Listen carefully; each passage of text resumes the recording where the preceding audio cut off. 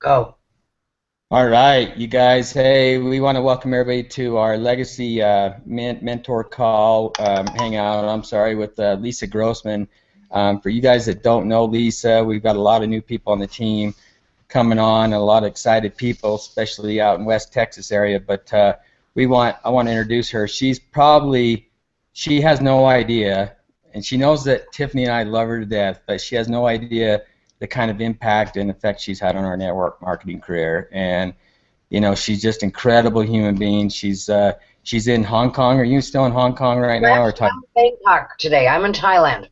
Oh, Thailand. Okay, so she's all over the world, you guys. Take this time out of her day to jump on here with us and give us some valuable training. So we actually love her. We've known her for years and years, and she's just an incredible person, incredible human being, and a servant leader at the very highest degree you could possibly get. And so I'm gonna shut up and turn it over to Lisa. She's got some great training for us tonight, and I'm excited to sit back and take a lot of notes.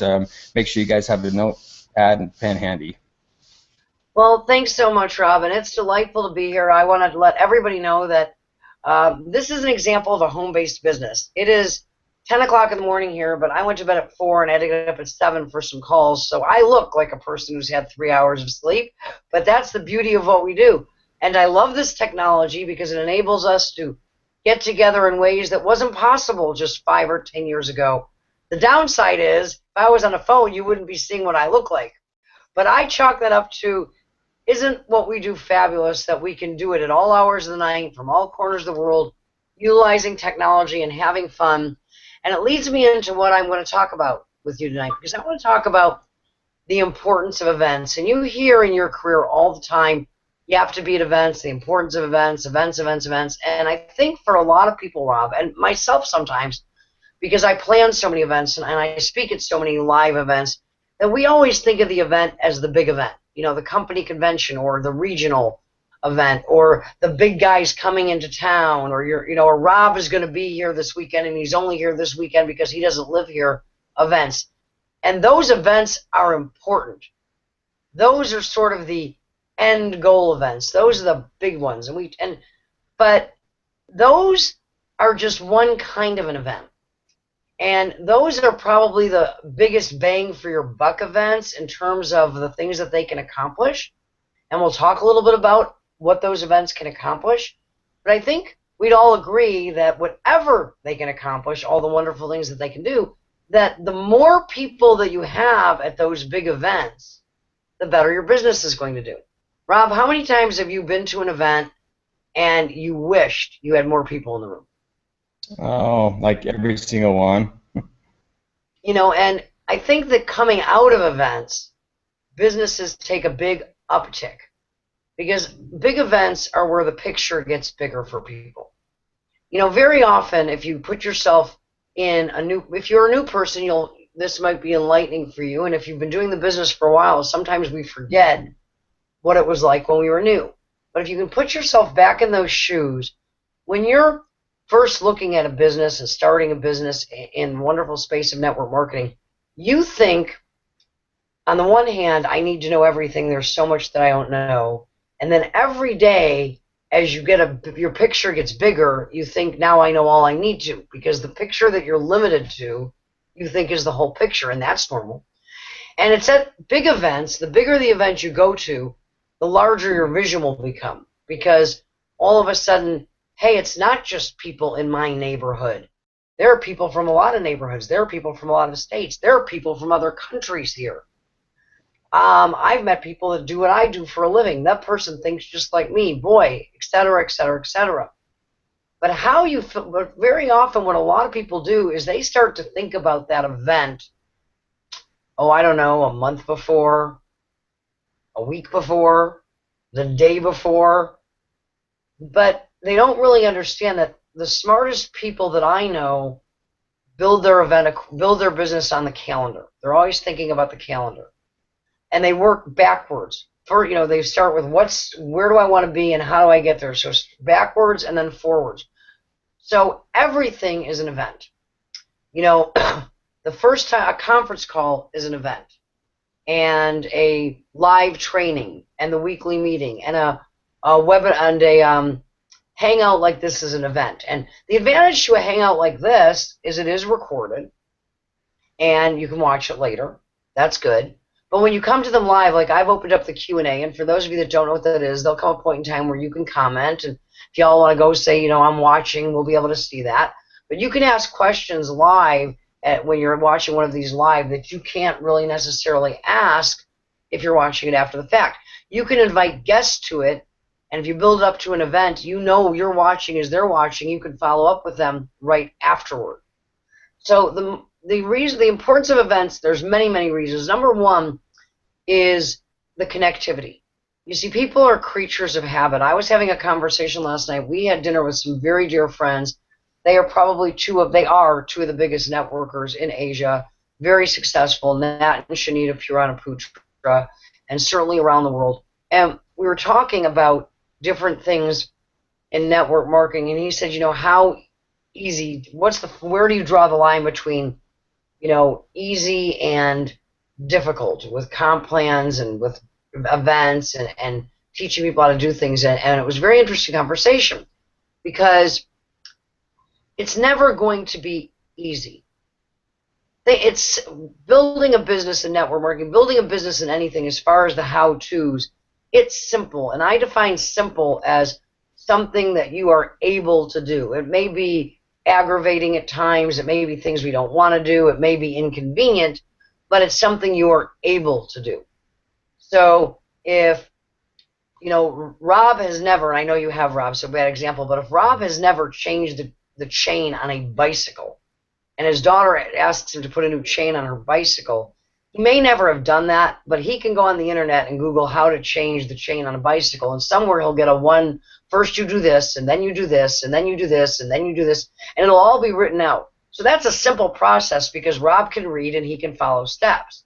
He may not want to do it, and it may take longer. It will certainly take longer the first time he does it than if he has to go do it, you know, the fifth time, you know, for the fifth time he does it on maybe his son's bike or his son's friend's bike, because now he knows it by heart, doesn't have to go back to the instructions.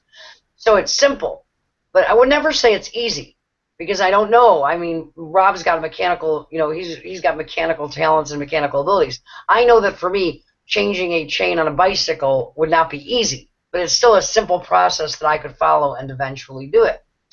But what happens in network marketing, it's always presentation and comfort level.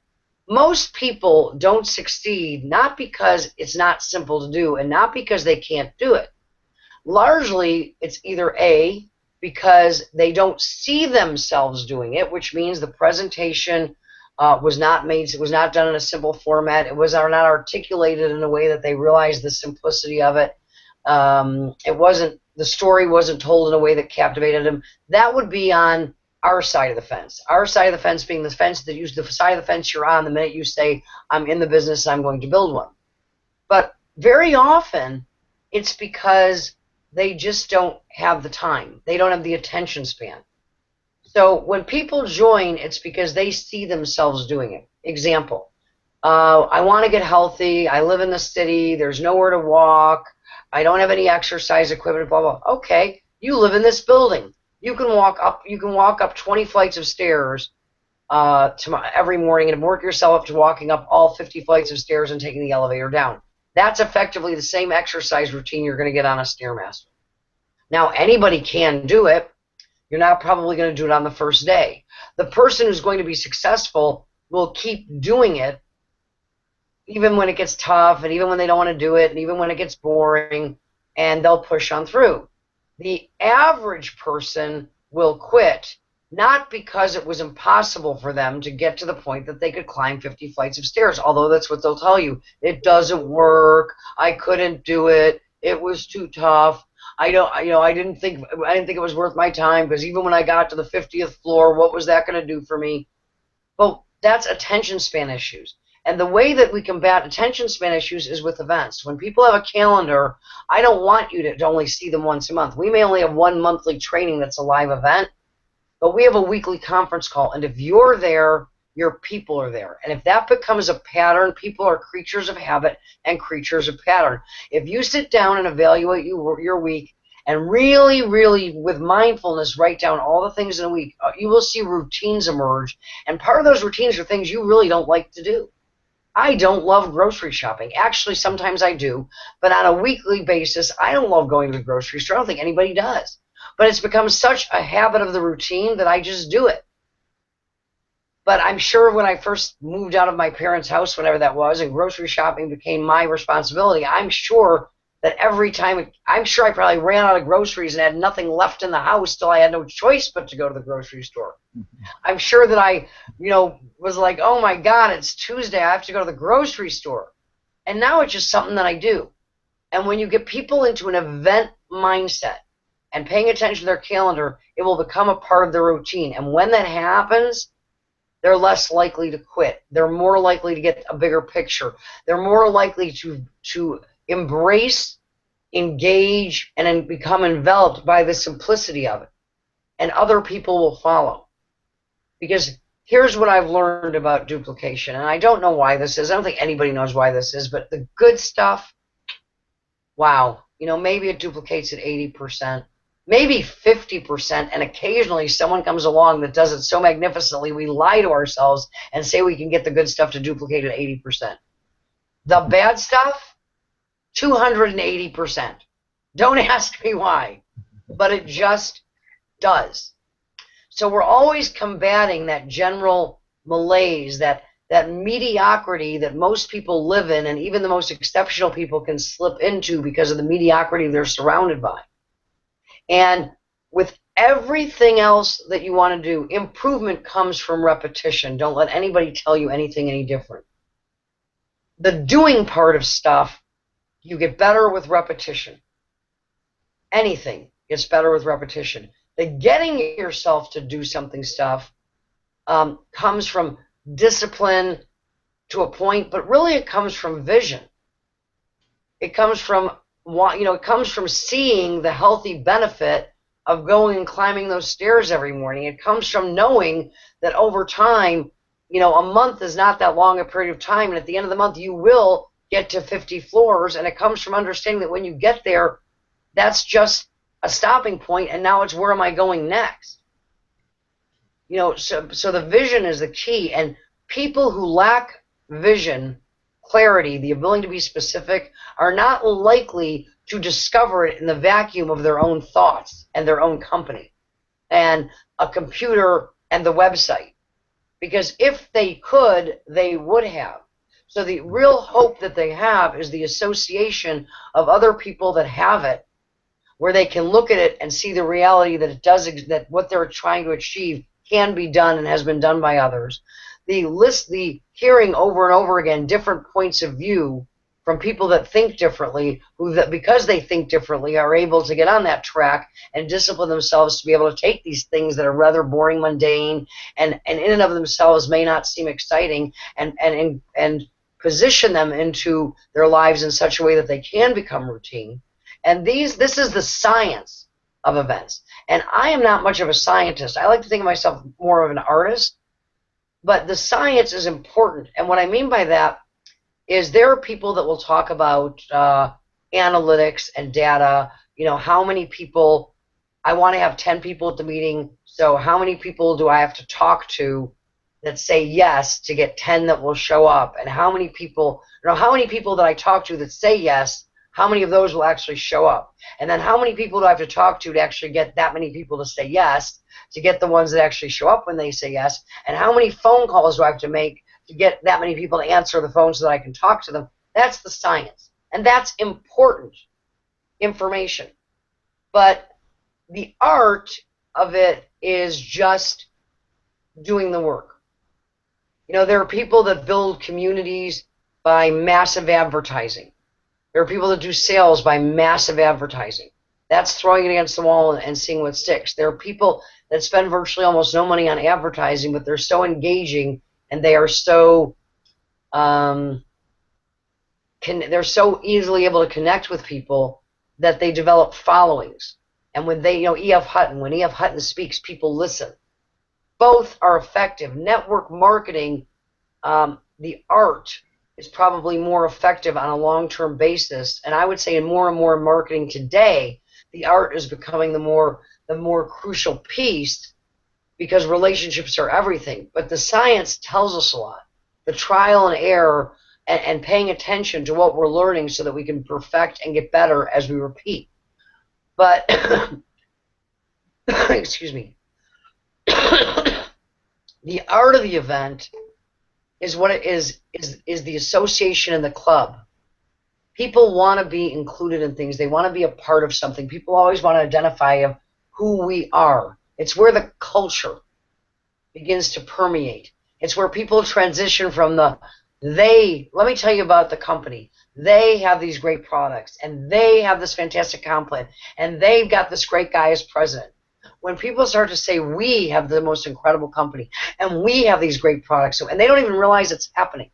When the language changes from they to we, they're now in the club in their own mind. And that is what you're looking to have happen.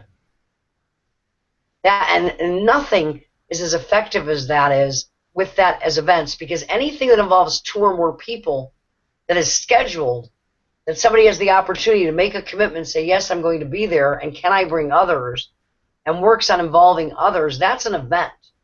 And the small event is a big deal, because all the small events are the opportunities to connect so many people and put so many people in the process in non-threatening small ways, rather than putting the pressure on getting people that have never heard about anything, never met anybody, never connected to anybody, to want to go to some big weekend falderall that we're having over at the big hotel at the end of the month.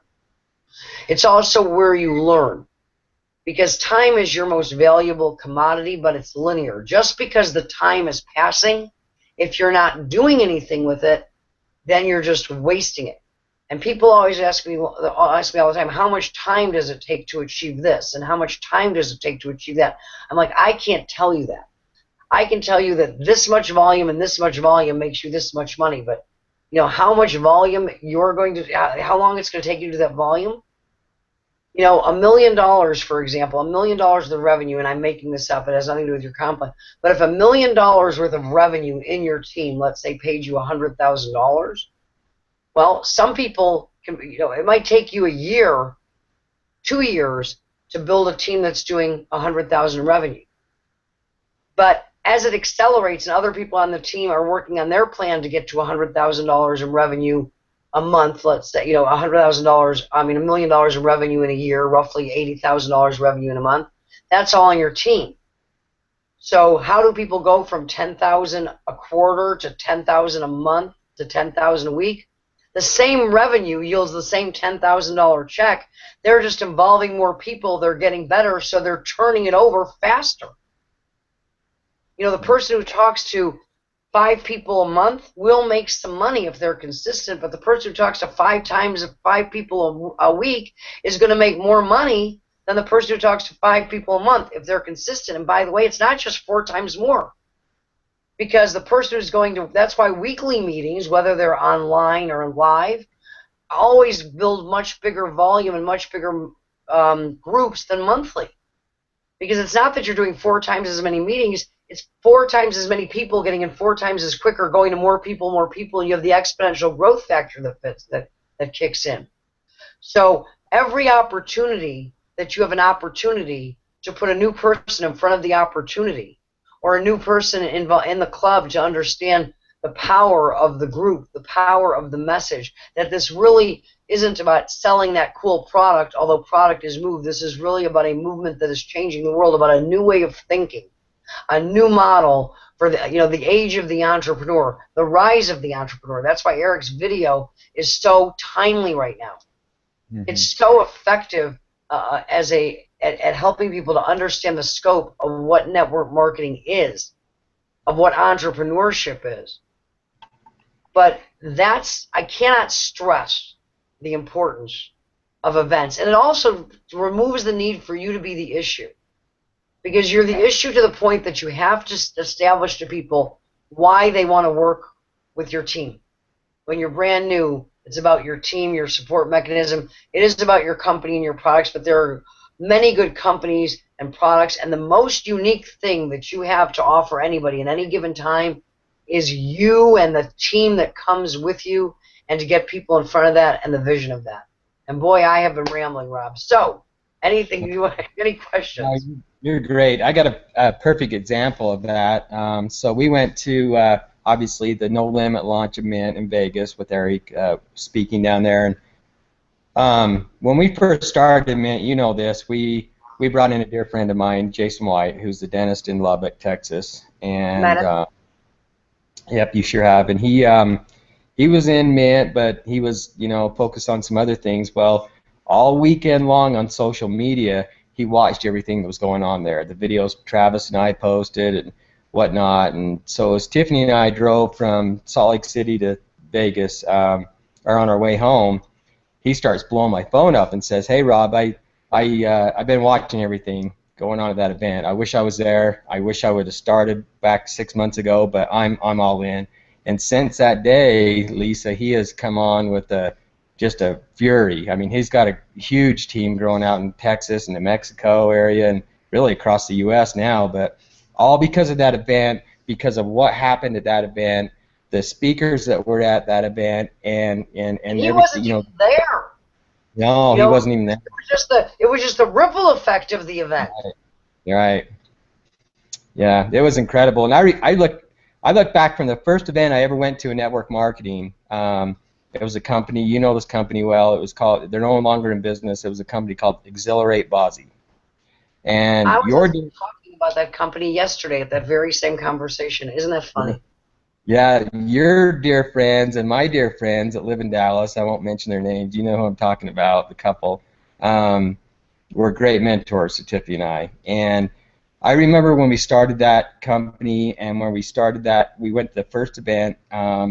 It took everything we could to get there. I mean, we went to, we packed in buses and we ended up going we rode in a van that was really hot that had no air conditioning. But what that event did for me, it changed my life in this business. And so that's how important it is for me to show up to not only these calls, but every single thing that your company and You know, team.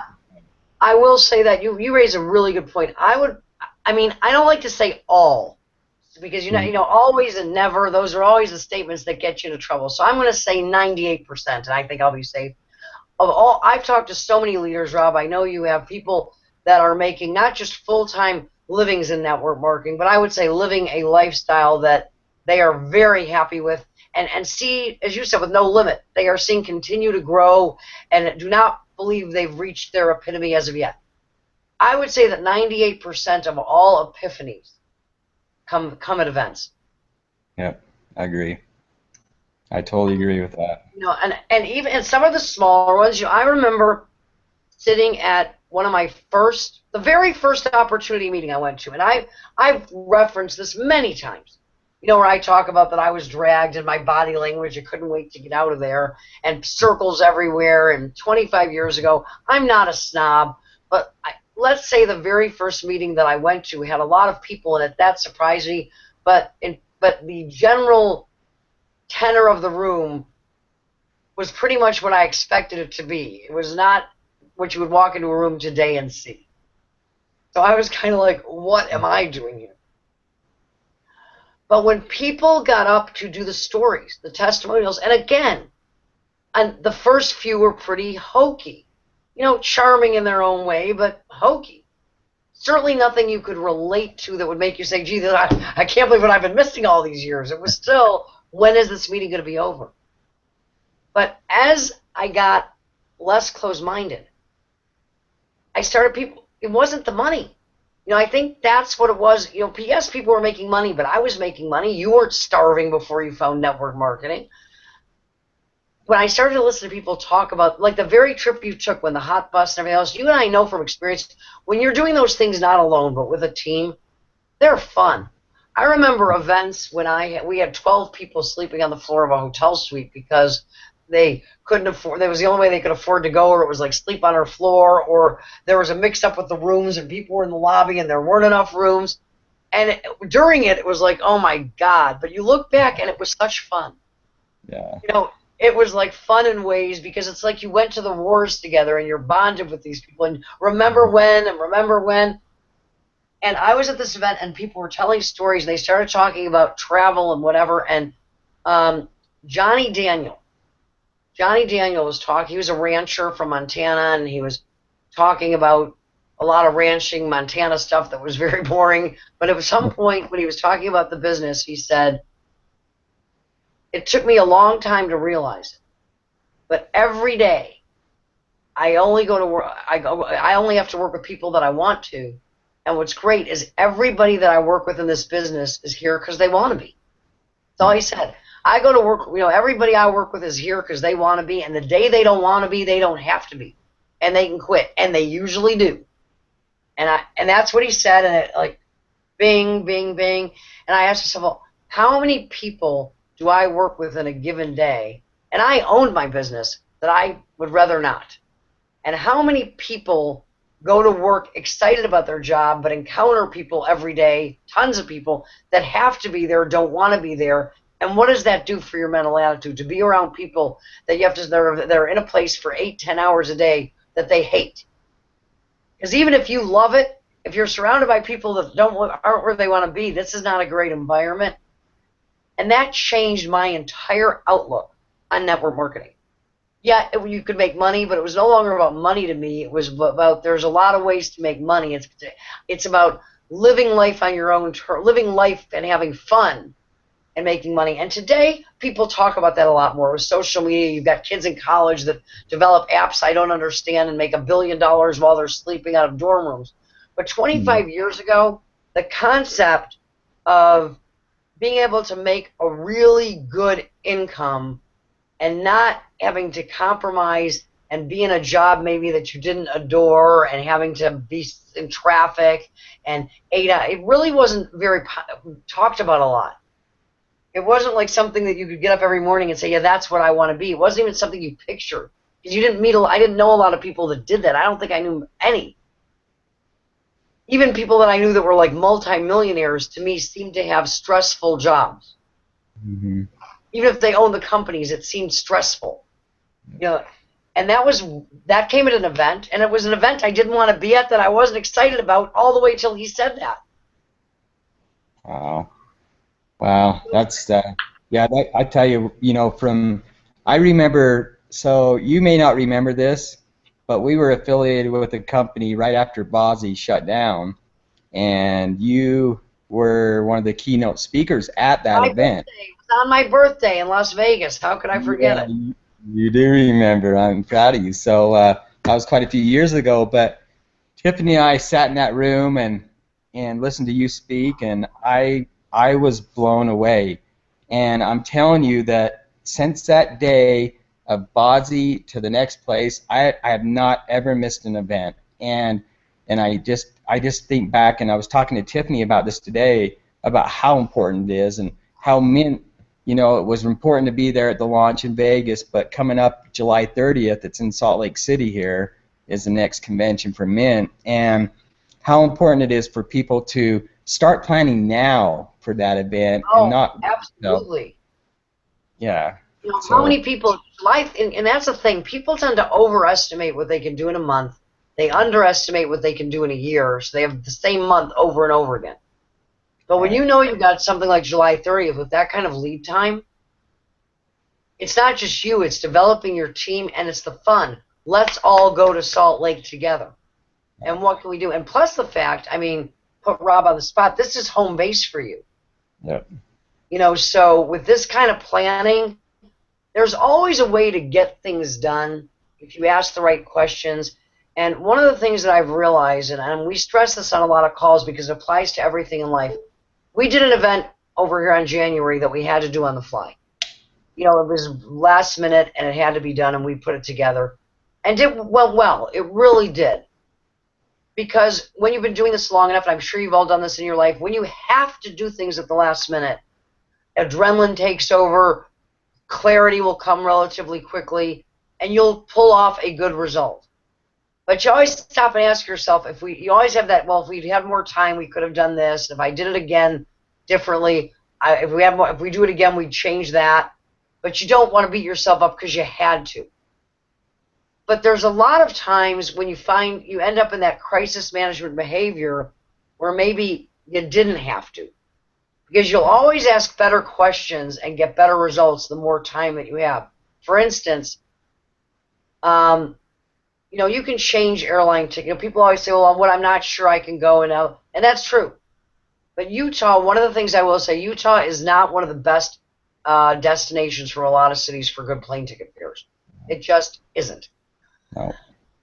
But, and really not at the last minute. I can't tell you sometimes when I've had to fly there on business. I could fly to Phoenix or Las Vegas, which were next door, for no money, and Utah was 4 times as much. I could fly internationally for less money. So at the last minute, I've actually flown to Phoenix a couple of times and then hopped to commuter airlines just because I wasn't willing to do it. But with advance notice, you have time to really look and get good airline tickets. And you can always change and apply tickets to other tickets for very little money, even if you can't refund them. Right. So if you start looking now, you can get good tickets. If you're within 6 or 7 hours, you can start putting teams together and get the team to commit specifically. Nobody wants to let down the team or the family. And talk about the fun that you're going to have.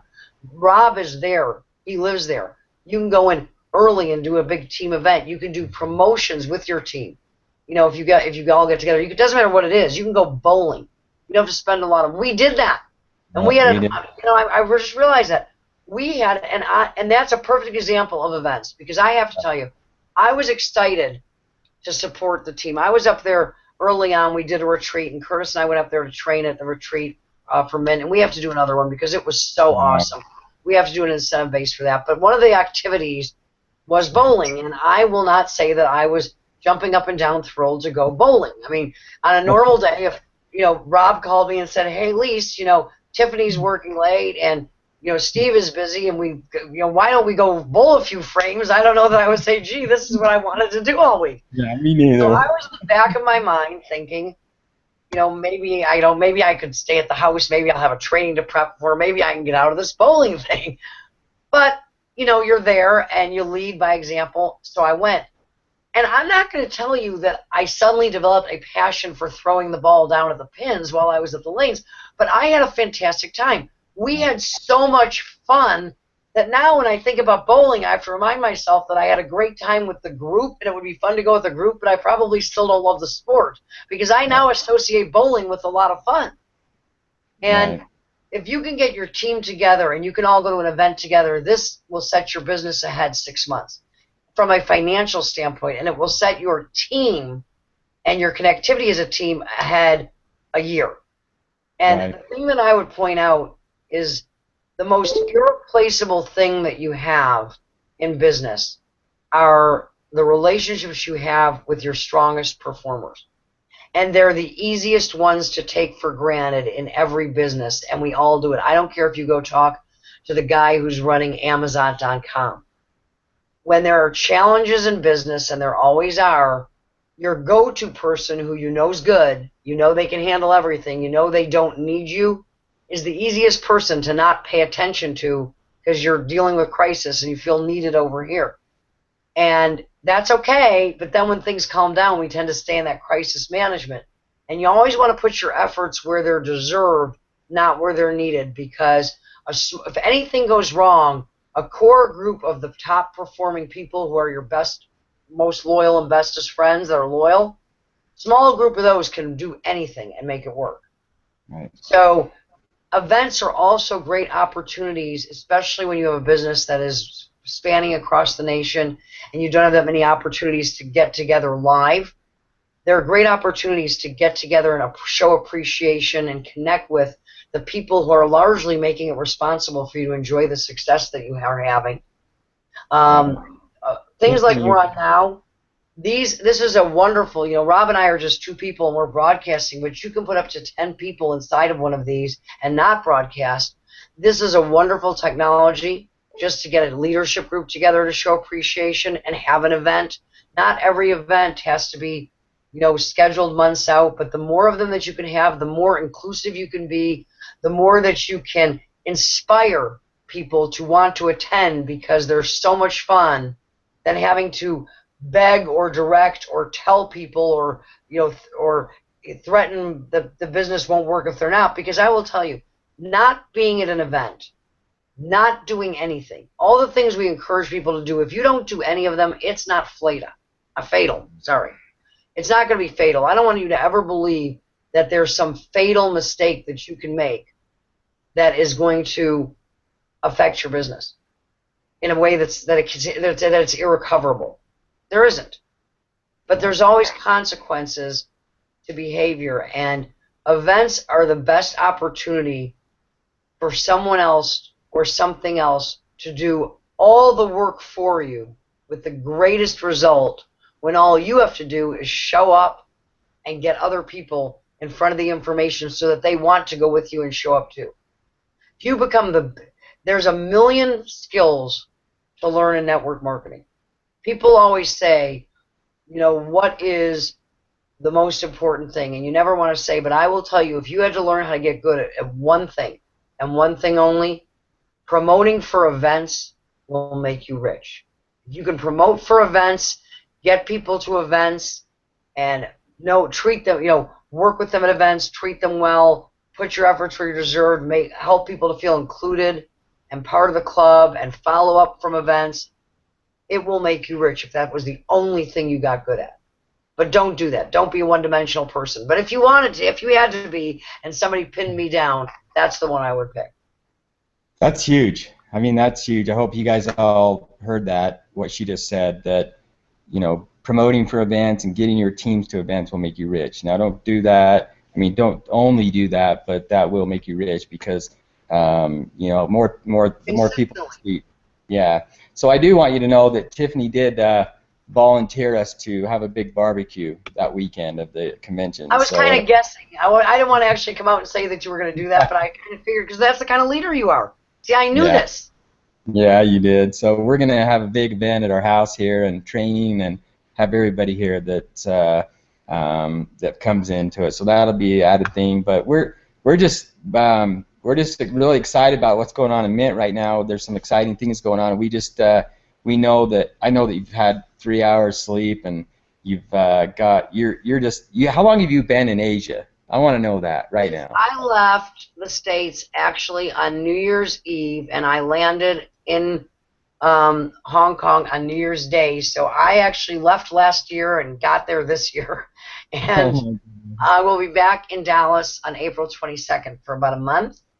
My daughter's graduating from Michigan on May the 2nd, and I'm speaking at the ANMP on May the 15th that weekend, and then I will be back here. So just to give you guys a little bit of example of this woman right here, she's known as the queen of MLM, like literally, like she's changed so many people's lives. That's her name. So when you refer to her that, just call her the queen. But she has taken this time out. She's a mother, a wife, and she's been in Asia helping teams over there, just training and everything like that. So we just want to know, I know we don't tell you enough, Tiffany and I, but we love you to death, and we appreciate everything you do for us. You and Curtis are just amazing mentors for us. Thank you. And we love you guys, and you're doing just incredibly awesome. I love what's going on there with the company and everything. And we're just excited, and we just want to thank you again for taking the time out to, you just don't really realize, how important you are to us, and I just want you to know that. Well, I hope you know how important y'all are to me, and here's the thing, it comes back to it. I do love to work with people that are making a difference, because that's how we get it done.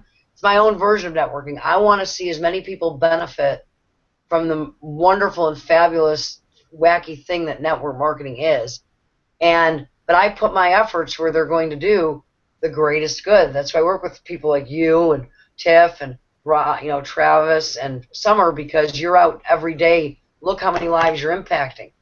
And the people anybody who showed up today, that's you too, because you had a choice. And a lot of people didn't. And other people will watch it later, and that's good too, because we measure by progress, not perfection. And some people won't watch it at all, and that's okay. I don't take that personally. But I like to invest my time, and you should like to invest your time where you're going to get the greatest impact, because the only way that you can get more time, since it's not like money, it's finite, and all of us only has it limited, is to compound it by where you invest it. And if you invest it in the right places, people like Rob and Tiffany and Travis and Summer and the other leaders that are on this team, they're out every day investing their time in looking for people that are ready to take a chance, to make a change, to make a difference in the lives of others. And that way, if you spend an hour with a group like that or with a person like that, how many lives does that hour end up touching? You spend an hour with your next door neighbor fighting with them over the fact that network marketing isn't a pyramid, you've just wasted an hour. Yeah, yeah. It's true. It's very true. No, actually, somebody called me last week and said my next door neighbor said it doesn't work. It doesn't work. What should I do? And I said, well, I don't think you should do anything as drastic as moving, but I wouldn't talk to her about it anymore. Yeah, probably a good thing. I got a neighbor like that too, so I can relate. He just doesn't get how. What should I do? Okay. Yeah, for the first 6 months that we lived here, he thought I was doing something weird because I was up all night in Asia on phone calls, and I never. You guys want a funny story that I hesitate to put on video, but I will. But nobody can clip it. If you show this story, they have to have the whole story. Okay. But this is a true story. About 3 years ago, I think, and Curtis was in town, so he was staying in our guest room, and Hillary was off at school, but Lauren was still at home. So this must have been about 4 or 5 years ago. The only neighbor that I liked in the entire neighborhood came and knocked on my door. So we did have, the kids had cars. We probably had 6 cars outside the house. Came knocking on our door. And she said, the homeowners association wanted me to talk to you. They were curious. And she's hemming and she's hawing. And she doesn't want to say something like, what's up? And you have to understand that a lot of people, companies send us product a lot to try. Distributors are always trying to recruit us to companies. But a lot of manufacturers send us products. Do you like this? What would you change? How would you market this? Do you know any companies that might be interested in this? So UPS, FedEx, and DHL come to my house probably a lot, 10, 20 times a week. My neighbors all got together because there were cars coming and going, and FedEx was always coming, and nobody ever went to work. They had decided we were drug dealers. Yeah, same here. It's so funny because it's so true. Because people, you don't want to know why? Because people have got it in their minds that they're programmed to go to work every day. And if you don't go to work, if I don't leave my house at 7 o'clock in the morning, get home at 6, then something's wrong. I'm doing something illegal. Right? Yeah, why are you able to be home all day? And why is DHL come and keep bringing you skincare? Yeah, something fishy going on. That's great. Yeah, I can definitely relate to that. I can definitely relate. Well, we love you, Lisa. We want you to know that. Love you guys, and we had a lot of people watching today. I want to thank everybody. I know your time is valuable. Thanks for taking some of it to share with Rob and I. And have a great evening, a great rest of the week, and we'll see you next week. Yeah. Yep, we will. Thanks, Lisa. Love you. Love you.